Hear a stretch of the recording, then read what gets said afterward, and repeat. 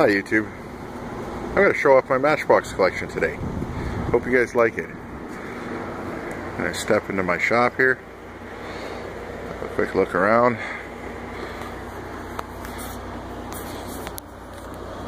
So I've been collecting Matchbox and Lesney Matchbox for about 30 years. Start with that beautiful, crispy, clean, original carry case. Absolutely perfect condition. There's no rhyme or reason with this collection, but they're all pretty much factory mint, or as mint as you could expect to find them in. None of them are restorations. There's no reproduction decals or reproduction tracks or treads or anything like that. All these are 100% original, aside from one car that has been touched up. I'll show you that later if you care to see it. So I'm just trying to slowly move across here. This is my phone, so I apologize if it's not super clean. Those of you that collect will probably start spotting some pretty rare pieces in here. This is one of my favorites here. This one here is a very early example. I have to be careful. The boat's attached with the black base. Almost all of these out there have a burgundy or other color base. So this, I was told, was the very first issue. I've seen that sell for as high as $2,500 US. This one here is quite rare too. It's supposed to be yellow, and this is one of the last versions there. It's in the SUPERFAST colors, but it still has the old base. So this one's quite rare too. It's, again, SUPERFAST color, but it's got the early base on it. And you can see these are all legit cars. This one I took a chance on. It just doesn't have any paint, which I thought was really bizarre. But yet there's no indication that somebody ever took any off. So you know, it's got a perfect base and stuff on there too. But this is kind of hard to find. Normally these are more of a gray color. That's a cream color. So the red Jaguar is definitely a hard one to find too. I'm trying to think what else is kind of on the rare side here. I think that one, I think I see more often than the blue anyway. At least where I'm from anyway. I'm filming this out of British Columbia, Canada. So some stuff is very hard for us to find out here. But I've actually managed to source this collection locally. I have not bought a single piece off the internet or anything like that. I've managed to find it in my area over a 30-year period. So anyway, I'm just going to move over to the next showcase here. Sorry for the oh, I just dropped something. That sucks ass. This is my mint and mint box part of the collection. I know it's kind of hard to see the boxes, but they are absolutely pristine. There's maybe only one or two that need to be upgraded. There's some pretty unusual cars here too, and some rare cars. Like this one here is pretty rare for the color compared to this one. I'm going to switch hands here. This here with the silver wheels is very desirable, or at least a rare piece. Same with the concrete truck here with silver wheels is a harder to find piece. This one here is quite interesting. It has a tiny wheel on it. I don't know if you can see that here. I'm moving closer. It's supposed to have the larger wheel. There's the plastic version. I'll move over. There's the metal version. So I have those, but this one, as far as I can tell, doesn't seem to exist, but yet there it is with a really super minty box.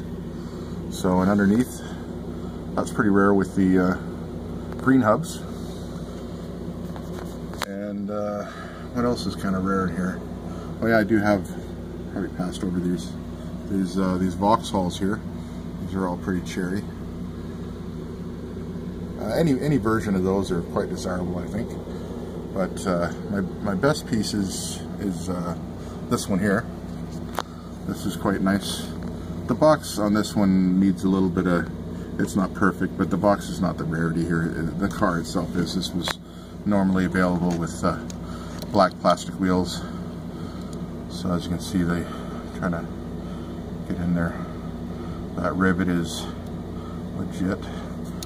I'm showing the rivets because, you know, a lot of people like to restore stuff and pull stunts and whatever else, but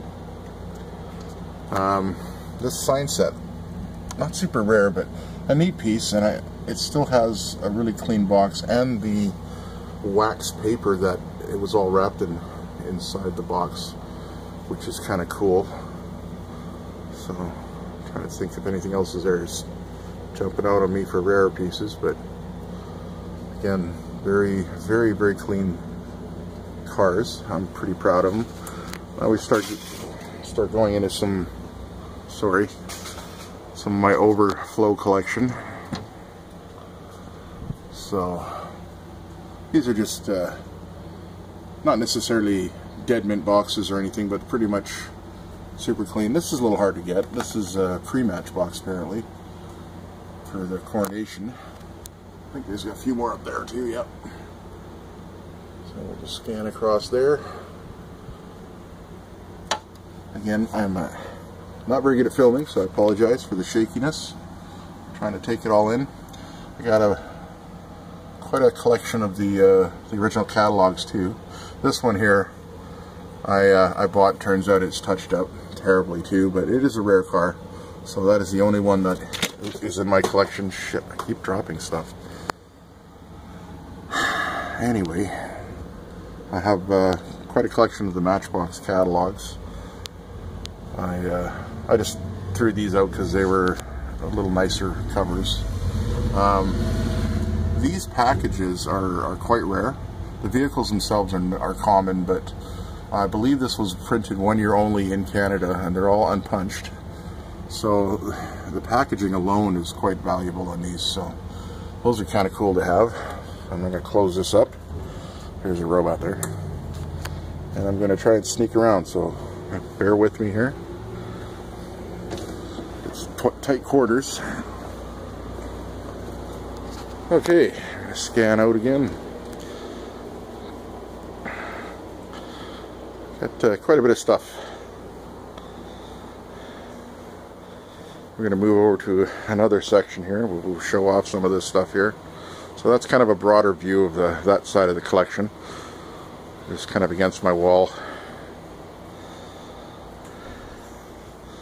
So now I'm going to go over the next case here, since this is a Matchbox video.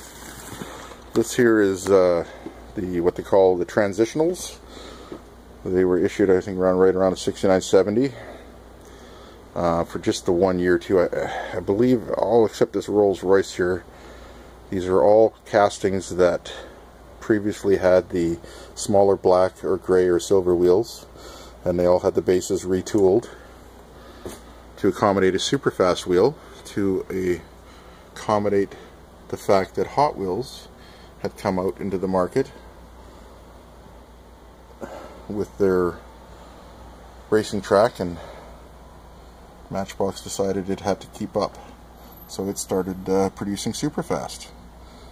At least that's what I'm aware, or was told. So anyway, I don't know if we can see any of these. Let's pan out. It's hard to film the acrylic cases because of the mirror, but so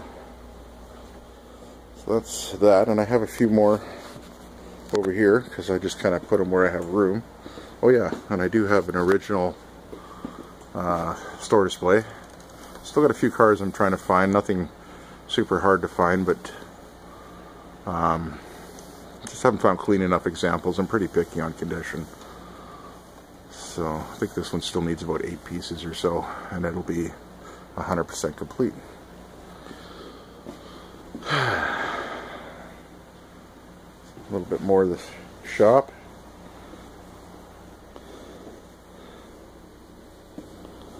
It's kind of hard to take everything in here. There's a pile of stuff I still have to go through. So anyway, sorry, we'll go back to the Matchbox. This is some of my pressed steel stuff. and tin stuff. I really like it, but my absolute favorite Matchbox piece that I have in my collection, not super rare but definitely valuable, is the G4 set. I'm trying to get through the glass here. That is absolutely pristine, perfect cellophane, no dents. It's just gorgeous, gorgeous, gorgeous. Absolutely love that set. Here's some Superfast. I had the shelf below full of Superfast too, but I ended up putting them away because I needed the room. But there's a few rare cars in here too. I don't know if you can see from the Mustangs here. I've got two with the rare glass. I think they're usually a little over $100. So this one here with the Sun logo in the package, that's kind of tough to find. This is excuse me, the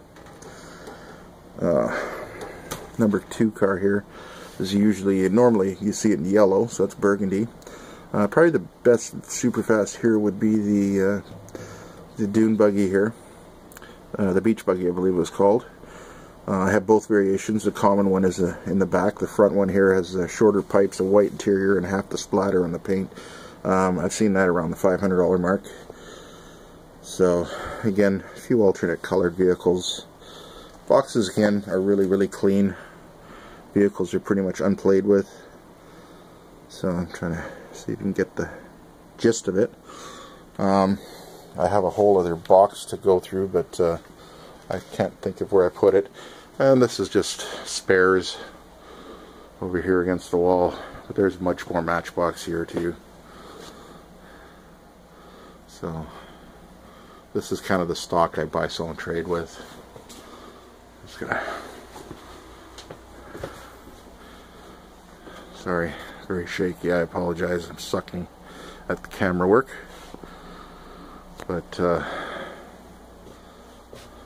it's getting to be a long video, so I'm going to cut it short. But yeah, this is essentially my Matchbox collection over a 30-year period. Not a massive collection, but I'm pretty proud of the condition. I'd say overall maybe 1,000 pieces. I know there's much bigger collections out there, but yeah, a few red lines.